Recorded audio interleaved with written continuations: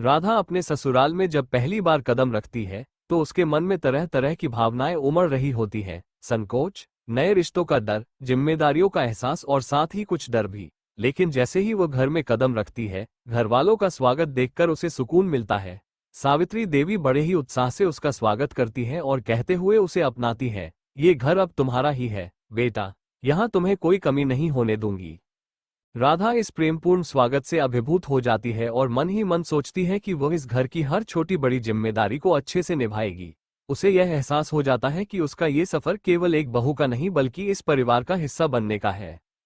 राधा को अगले ही दिन से घर के कामकाज में शामिल कर लिया जाता है। वो सब कुछ पूरी लगन से करती है। सावित्री देवी भी उसे काम सिखाने में कोई कसर नहीं छोड़ती और हर काम के पीछे की परंपरा और महत्व बताती है। वे उसे समझाते हुए कहती है, देख बेटा, घर का हर काम एक जिम्मेदारी है और इसे पूरी मेहनत और ईमानदारी से करना चाहिए। राधा उनकी हर बात को ध्यान से सुनती और समझती है। वो सोचती है कि यह घर अब उसका है और वह अपने हर काम में उत्कृष्टता लाने की कोशिश करती है। धीरे धीरे राधा घर के हर छोटे बड़े काम में माहिर हो जाती है और सावित्री देवी का हाथ बटाती है। कुछ समय बाद राधा को घर के अन्य सदस्यों की कुछ बातों का पता चलता है। घर में सभी की अलग अलग उम्मीदें और अपेक्षाएं हैं। उसे कभी कभी महसूस होता है कि उसके लिए हर किसी को खुश करना मुश्किल हो सकता है। कुछ रिश्तेदार बातें बनाते हैं तो कुछ लोग उसकी छोटी छोटी गलतियों पर ध्यान देते हैं। एक दिन जब वो थोड़ा उदास होती है तो उसके पति मोहन उससे पूछते हैं कि क्या हुआ। राधा कहती है, मुझे लगता है मैं सबकी उम्मीदों पर खरा नहीं उतर पा रही हूँ। मोहन उसे समझाते हुए कहते हैं, राधा, तुम्हें खुद पर विश्वास रखना होगा। माँ तुमसे बहुत प्रेम करती है और सबको खुश करने की कोशिश में खुद को मत भूलो। मेहनत और सच्चाई से सब धीरे धीरे अपने आप सही हो जाएगा। धीरे धीरे राधा और उसकी सास सावित्री देवी के बीच एक अनोखा रिश्ता बनने लगता है।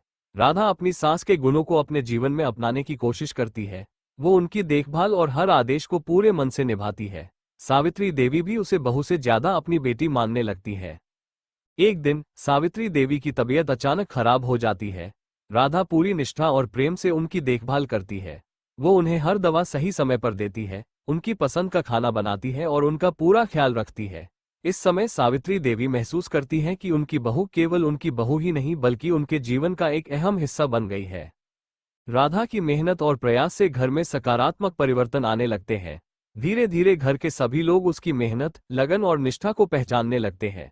सावित्री देवी ने भी कुछ पुरानी परंपराओं को बदलने की ठानी। वे घर की बहू को नए ढंग से देखने लगी और उसे अधिक स्वतंत्रता देने का निर्णय लिया। राधा को अब परिवार के महत्वपूर्ण निर्णयों में भी शामिल किया जाने लगा। उसकी राय को महत्व दिया जाने लगा। घर में हर कोई उसके प्रति आदर और सम्मान महसूस करने लगा।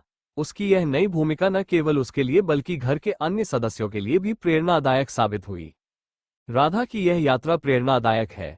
एक नई बहू के रूप में उसने हर मुश्किल को सहजता से स्वीकार किया और अपने प्रेम, संयम और समझदारी से सभी का दिल जीता। उसकी मेहनत, धैर्य और सच्ची निष्ठा ने एक नई दिशा दी और परिवार को एकजुट करने में महत्वपूर्ण भूमिका निभाई। ये कहानी इस बात का प्रतीक है कि ससुराल में नई बहू को सिर्फ जिम्मेदारियों का बोझ नहीं बल्कि उसे एक मौका भी मिलना चाहिए ताकि वह भी इस घर का हिस्सा बन सके। राधा के संघर्ष और उसके दृढ़ विश्वास ने यह साबित कर दिया कि रिश्तों में प्यार, समर्पण और समझदारी हो तो कोई भी बाधा बड़ी नहीं होती।